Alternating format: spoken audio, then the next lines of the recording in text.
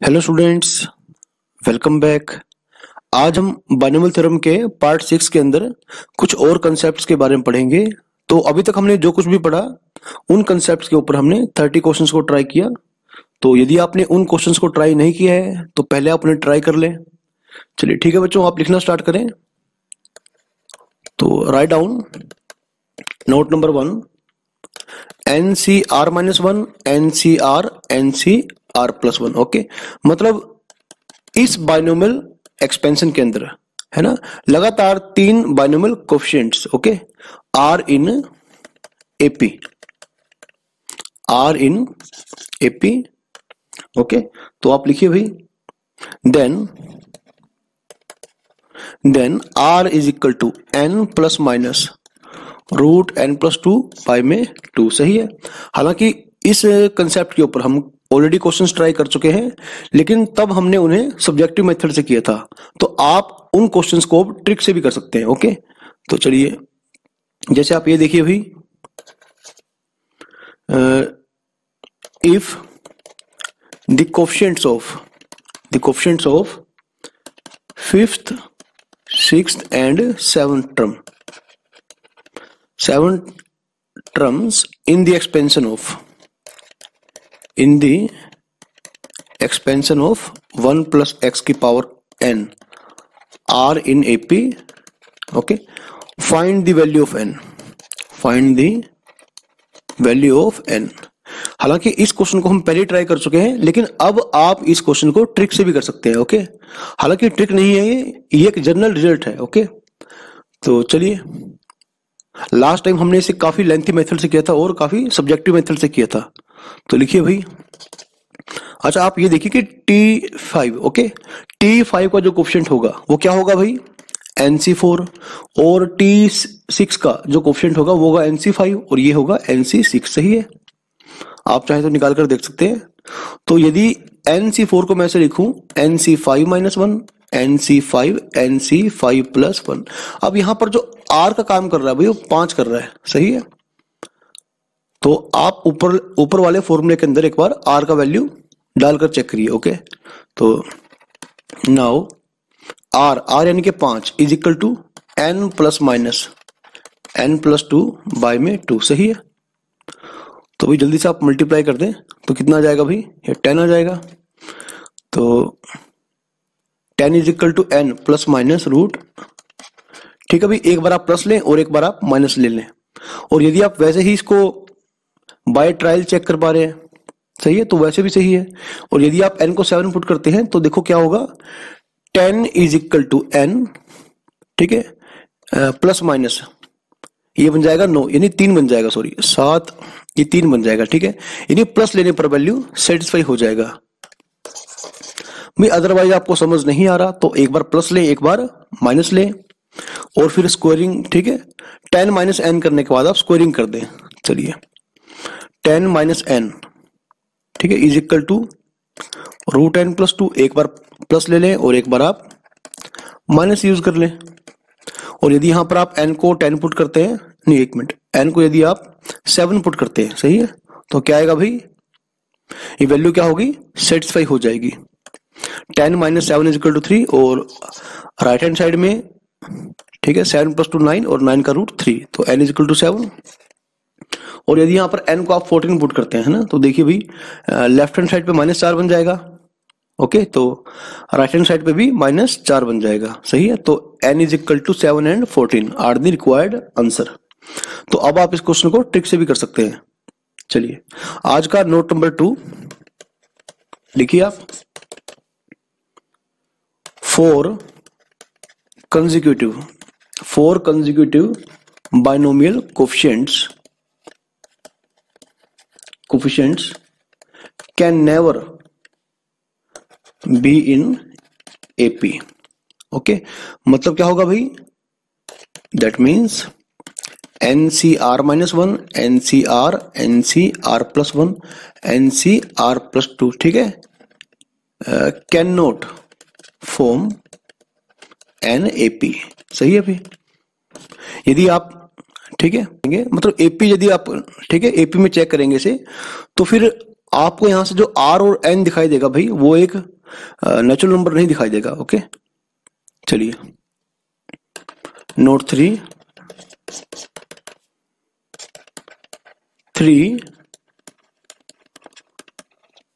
ठीक है consecutive binomial coefficients ठीक है can never be in GP और एचपी। सही है भाई, ना तो वो जीपी बना सकते हैं और ना ही वो एचपी बना सकते हैं। भाई जिन बच्चों ने अब तक ठीक है सीक्वेंस सीरीज का बेसिक नहीं किया है वो इसको ऐसे देख सकते हैं कि NCR-1 NCR और NCR+1। यदि आप 1 प्लस एक्स की पावर n की एक्सपेंशन में लगातार 3 बाइनोमियल कोफिशिएंट को लेकर चलते हैं तो फिर वहां से सही है। तो यदि आपने जीपीएचपी नहीं पढ़ा है तो आप इसे ऐसे देखें कि मिडिल का square is equal to first into में थर्ड, ये कभी नहीं हो सकता। सही है ऐसे। और ये तो हो गई जीपी की बात। अब जिन बच्चों ने ठीक है मतलब जीपी तो पढ़ लिया लेकिन एचपी नहीं पढ़ा, ठीक है हार्मोनिक प्रोग्रेशन बोलते हैं इसे, आगे चलकर इसके बारे में पढ़ेंगे।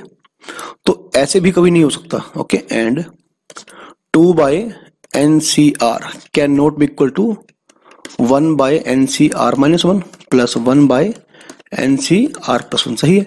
तो यदि आपने जीपी और एचपी के बारे में अब तक नहीं पढ़ा है तो आप इस बात को इस प्रकार से याद करें।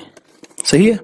चलिए अब आज का जो हमारा मेन कंसेप्ट है भाई वो है मिडिल टर्म्स। लिखिए आप मिडिल टर्म या टर्म्स, क्योंकि मिडिल टर्म एक या एक से ज्यादा भी हो सकती हैं। ओके दो भी हो सकती हैं। जैसे भैया आप ये देखिए कि जैसे आपने 5 टर्म लिखी। ओके 1 2 3 4 5, तो 2 इधर और 2 इधर है ना, तो मिडिल में बचेगी थर्ड टर्म। सही है। और यदि आप लिखते हैं 6 टर्म्स 1 2 3 4 5 6, तो 2 यहां पर 2 यहां पर, और जो बीच में इस बार मिडिल टर्म बचेंगे भाई वो एक नहीं 2 मिडिल टर्म्स होंगी है ना, थर्ड और फोर्थ टर्म। तो यानी आपको ध्यान देना पड़ेगा कि यदि टोटल नंबर ऑफ टर्म्स आती हैं ओड तो केवल एक मिडिल टर्म आएगी। अगर टोटल नंबर ऑफ टर्म्स होती हैं इवन तो भी ऐसे में हमारी 2 मिडिल टर्म्स आएंगी। सही है। चलिए भाई आप लिखिए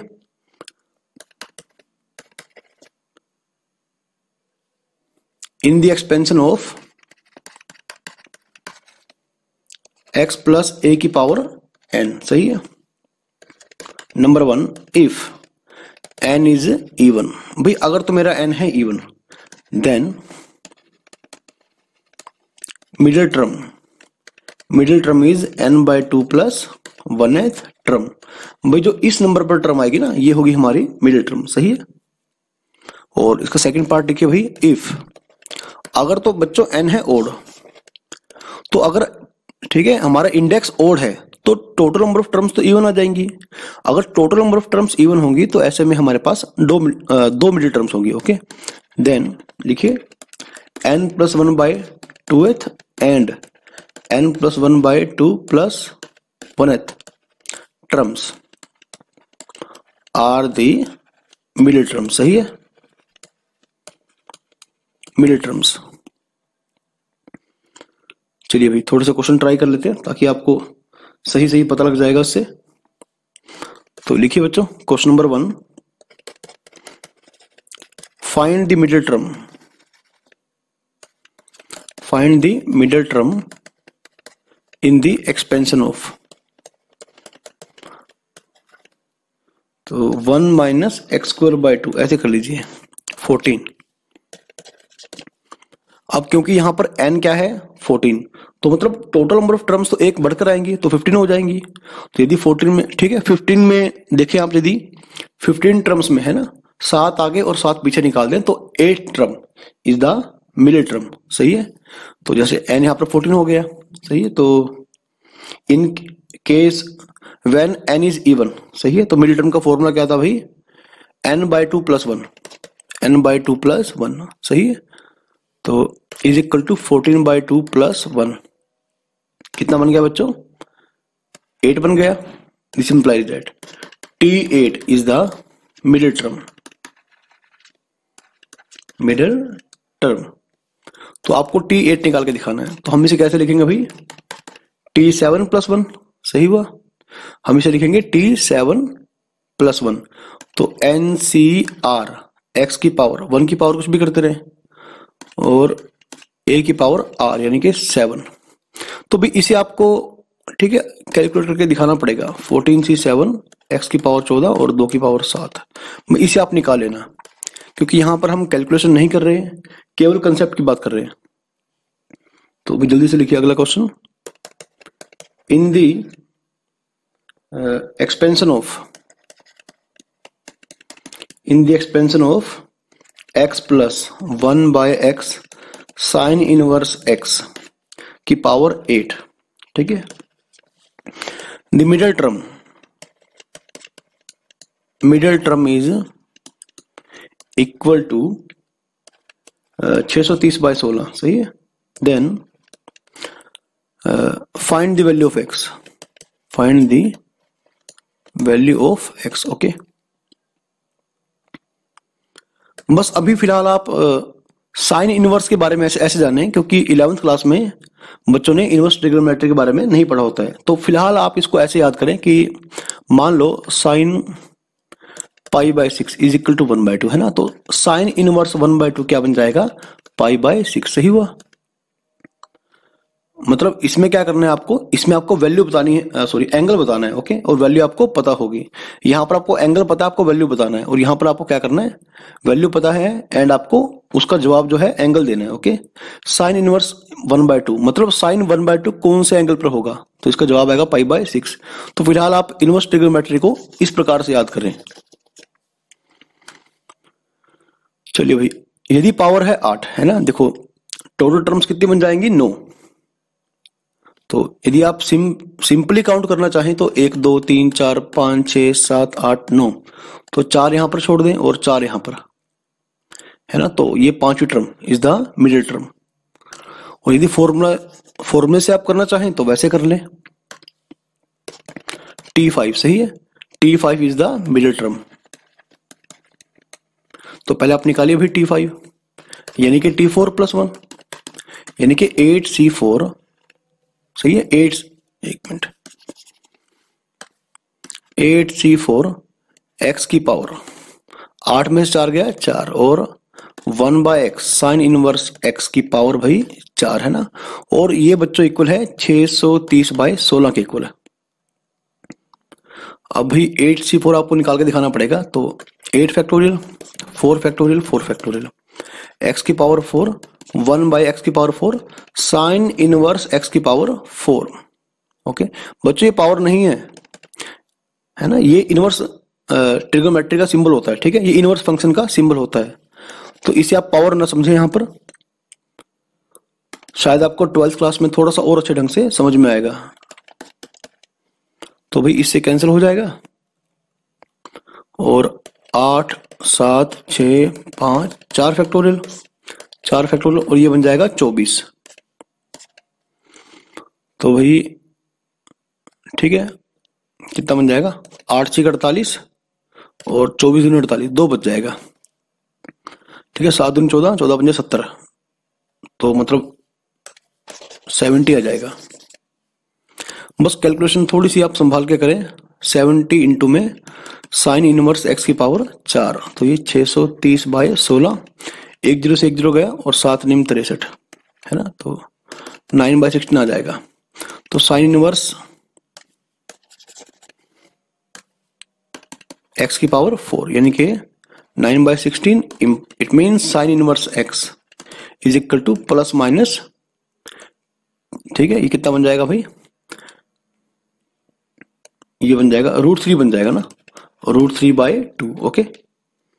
तो भी आपको ये बताना है कि अच्छा एक और बात, साइन इनवर्स जो होगा ना आपका, ठीक है, मतलब मोटे तौर पर आप याद रखें कि साइन इनवर्स x का जो वैल्यू आएगा ये -π/2 से π/2 तक, ठीक है, इस दौरान वैल्यू आएगा, इससे बाहर नहीं आएगा, बस आप ध्यान रखें। तो यदि आपको ऐसा एंगल मिल रहा है जहां पर साइन का वैल्यू बन रहा है -√3/2, ओके, तो ऑब्वियसली आपको वो फर्स्ट क्वाड्रेंट के बाद ही मिलेगा, तो आप उसे छोड़ सकते हैं। तो sine inverse x is equal to √3/2, it means x is equal to π/3, क्योंकि साइन 60 डिग्री कितना होगा भाई, √3/2। तो इस प्रकार से आपको क्वेश्चंस को डील करना है। चलिए लिखिए बच्चों, if p belongs to r, मतलब if p is a real number and if the middle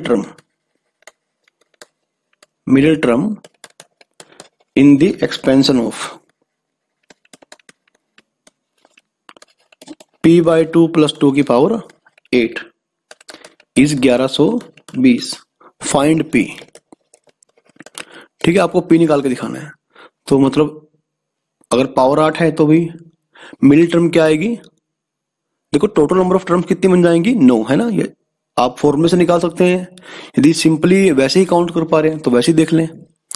T5 is the middle term, okay. तो T4 + 1 यानी कि NC4 p/2 की पावर 4 और 2 की पावर 4 इज इक्वल टू 1120। और अभी अभी हमने कैलकुलेट किया कि जो 8C4 था ना वो बराबर बन गया था 70 के। p की पावर 4, 2 की पावर 4 और यहां भी 2 की पावर 4, सही है, 1120। तो ये कैंसिल हो गया भाई, ठीक है। और p की पावर 4 इज इक्वल टू कितना जाएगा भाई, हाँ 16 बन जाएगा ना। p क्या बन जाएगा आपका, 2 बन जाएगा। अच्छा, आप एक बात का ध्यान रखें, यहां से बच्चे कई बार क्या करते हैं, p इज इक्वल टू +-2 है ना, और यदि मैं p इज इक्वल टू -2 यहां पर पुट करता हूं तो -2/2 + 2 की पावर 8, तो ये बन जाएगा 1 की पावर 8, और 1 की पावर 8 तो 1 ही आएगा। फिर उसमें 9 टर्म्स कैसी आएंगी, 1120 मिडिल टर्म कैसी आएगी, है ना। तो p is equal to -2 is not possible, okay. Hence p is equal to 2 is the only answer. चलिए भाई, ठीक है बच्चों, अगला क्वेश्चन लिखिए। अच्छा, ये आप खुद ट्राई करना एक बार। If the middle term of या in the expansion of 1 + 1/x की पावर, यहां पर आप 10 कर लें, इज, ठीक है, ये आपकी मिडिल टर्म है, then find the value of x। इसे आप खुद ट्राई करना, ठीक है।